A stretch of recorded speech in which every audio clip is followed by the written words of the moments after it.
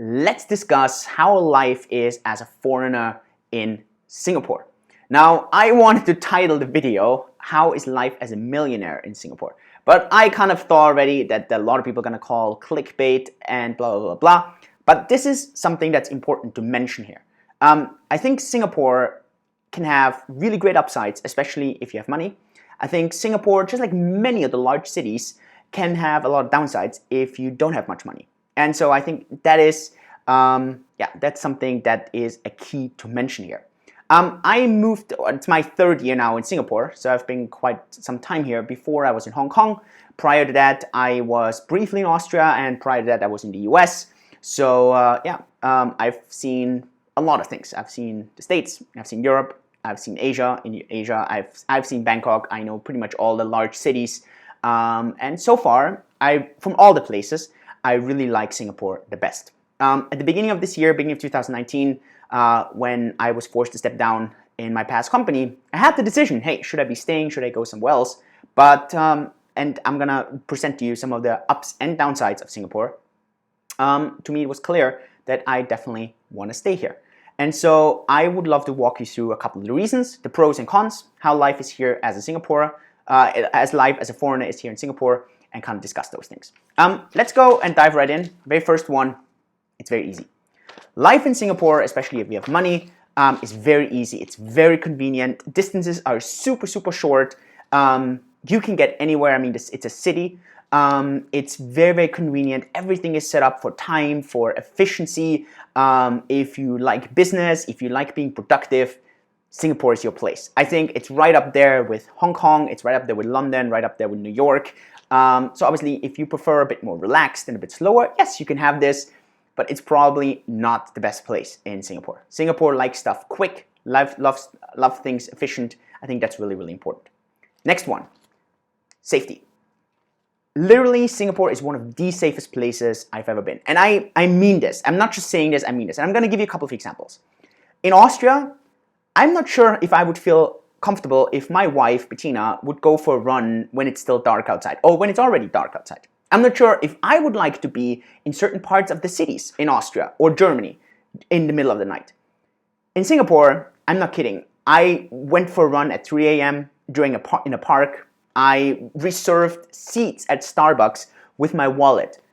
I've never even seen anything negative happening.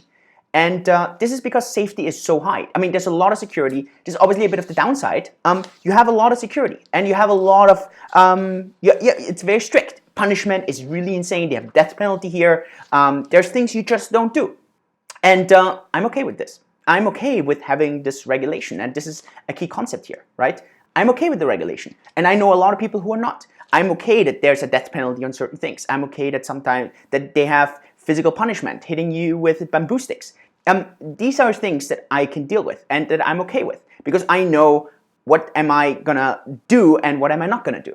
And I think that's something really, really important. Now, obviously, you have to say there's a lot of surveillance, there's a lot of cameras, there's a lot of police.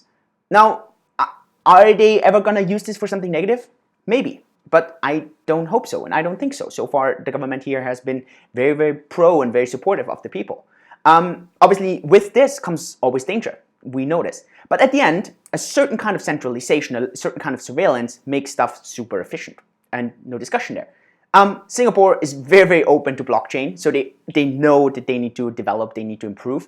And it's been very impressive in how they've been doing this. Singapore celebrated its 54th birthday just last Friday.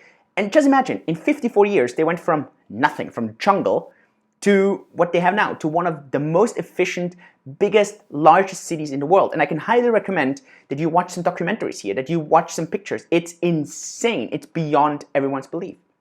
And this has to do with leadership. It has with strong leadership. It has to do with a certain kind of centralization. Yes, they have democracy. Yes, they have voting. But everything is very efficient. Everything is very close together. And I like this. And some others, they don't. And that obviously is a pro and con. I put it on my pro side because I really like this. Let's go to the next thing, transport. Now, I don't have a car in Singapore, and I don't need to have a car. It's a big cost factor in many, many countries. Singapore is quite smart. We talk about taxes, but so instead of taxing on income, they tax on utilities. For example, they tax on cars. So you want to have a car, hey, you pay $100,000 just for the license. It's expensive, and so not everyone has a car. In return, I have an electric scooter, and I get with my electric scooter anywhere. I can walk everywhere. It's very, very green. There's parks. There's good public transportation. And they have Grab or Uber, and all these things work really, really well. And so they really care about those things. Now, one thing that I would really love is to have maybe some kind of fast way to get to the airport, but because cabs are so cheap, it's like 15 bucks to get from here to the airport, and it's so quick, it takes me probably 30 minutes to get out of my door, 30 minutes, out of my door here in the apartment, all the way to the plane. And I mean boarding at the plane, 30 minutes. And I can do this pretty much any time of the day. Think about this. And we're talking about a 5 million inhabitant city. That's pretty impressive. In most cities, it takes me longer than 30 minutes to just drive there if there's no traffic jam. And I think that's really, really fantastic. So convenience, speed, transportation, really, really, really good. Health system. Now, health system, and I know many people always grow up in first world countries and they're like, my health system is the best. And all the other health systems, they can't do anything. Now, I have seen it firsthand with myself and my wife and so on. Health system in Singapore is fantastic. It's world class. Obviously, and that's the key part, you need to have the right insurance, you need to have the right income, you need to have certain kind of financial background. Completely understand that. They do have public health though, so but obviously with a different kind of service. But if you're willing to pay, if you have the right kind of private insurance, stuff gets really, really well done. And I don't know, I thought in the past if I had anything urgent or serious, I would always have it done in Austria. I'm not sure, to be honest. I would love to do it here. I'm feeling completely comfortable here. We've done a lot of checkups. We've done a lot of things. It's solid. And I mean, it's prime. It's as good as it gets, in my opinion. Business. I think one of the major reasons I'm here and one of the major reasons I would stay here. Opening a company in Singapore is as easy as it gets. Everything's done online. Now, the good thing is the regulation is very solid. So you don't have these shady kind of businesses. To open a bank account, for example, everything has to be solid. You need a Singaporean local director. So there's a lot of things that just don't make it that like anyone can just open a company and then just scam others. That's why the reputation in Singapore is very, very solid. But you can do everything online. You can do everything super quick, super easy. And that's what I really like. And that has been, well, fantastic in the entire sense. I've had companies that I owned alone here. I've had companies that I owned in partnerships. And, well, it's going really well. In order to live here, a company has to sponsor your EP. That's called an employment pass. If you open your own company, there's quite some hurdles. You need to have a certain amount of paid up capital. Most of the time, they'd like to see at least 250,000 US dollars. So if you have this, it's easy. If not, you need to work for another corporation and they need to sponsor your employment pass. So your kind of document that you're allowed to work and live here. This is where it comes to me, what I like. Obviously, this is very biased. If you work in the right industry, for example, if you work in tech, very, very easy. If you have a degree, like myself, even though it's not directly in tech, but as a medical doctor, very easy to get an EP. Now, obviously, if you work in the wrong kind of industry or you're not highly skilled or highly educated, you're going to struggle. And Singapore is very selective there. Now, personally, I don't have a problem with this, obviously, but I kind of also like this. To me, it's a bit of a selection bias. Now, I get it. If you come from the wrong country, you have the wrong passport, you have the wrong education, I understand. It might not be as equal, and I get that, and that's a fair criticism. But to me, I obviously need to look at the playing field, and I need to look at the rules, and I need to play by the rules. I look at chess, and I play chess, and I like to win, and the way I do it is have the right strategy and the right tactic. I don't go and discuss and debate the rules. And that's, in this case, what I like to do here, and I really prefer it. And I really think it's so much more efficient, so much leaner. You can be so much faster, and I think that's such a key in Singapore. Taxes. Singapore is cheaper in taxes compared to many countries, but it's definitely not a tax haven. Tax here can be quite expensive. It's not that you pay zero tax. You can easily pay 15 to 20% tax. Now I get it. Some of you are going to say 15 to 20%? Dude, that's like half of what I'm paying. I get it. And tax is definitely cheaper, but tax is added on other things. Tax is added on your living expenses. Tax is added on GST. Tax is added on any kind of value-added tax. So they do add their tax, and the living cost in Singapore is definitely higher as in most other places in the world, because taxes are being deducted there, not directly in taxes, but in something else. And we could have a whole discussion on right taxation and how taxation works, and I have a very strong opinion. I think income tax is the most stupid tax. You should have some kind of utility tax or some usage tax, similar how Singapore does this with cars, for example. I think this is the right way to do it, because then you would have no tax evasion. You can't have tax evasion if you have to pay it for whatever you use. So you live in, I don't know, you live in Europe, you live in the US, but you pay your taxes supposedly in a tax haven. No one would care, because now you're paying your taxes on your utilities or your usage in the local country. And I think this is the only right way to do it, because then you don't have all these problems with taxation, in my opinion. And I think with crypto, this is going to happen anyways over time. Taxes, huge benefit. Don't forget taxation, social security, many times. This can be the two major expenses. Singapore doesn't have social security. You need to take care of yourself. And that's how it is. Some people are good at this, some people suck at this. And so I understand ups and downs. I prefer that system. Kids. I don't have kids yet, but this was also a discussion with my wife. Hey, if we have kids, where should we raise them? And we feel really confident raising them here. Yes, kids have to go to the army here, but so what? That's life. And maybe there's some good that comes into this. So for me, kids, safety is super important. Nature is super important. You have this here. And this international kind of space. You have Chinese, English, Malay, Indian, all clashing together. But there's no fight. It's just they get together. And it's super peaceful. And I really like this. I think that's a key component.